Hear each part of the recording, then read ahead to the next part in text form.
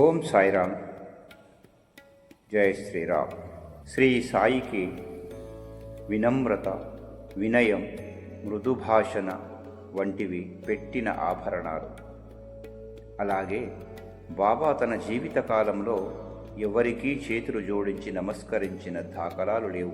కానీ తనకంటే కిందివారైన తన పూజలో ధరించే ఇద్దరికి మాత్రం చేతులు జోడించి నమస్కరించేవారు.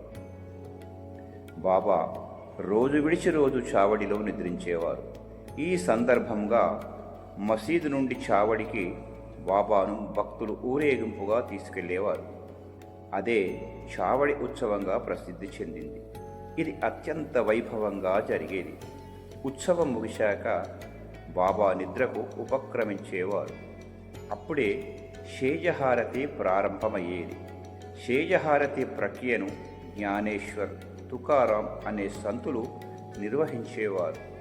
తన జీవిత పర్యంతం ఎవరికీ నమస్కరించని బాబా శేజహారతి పూర్తి కాగానే సంతులిద్దరికీ చేతులు జోడించి నమస్కరించేవారు.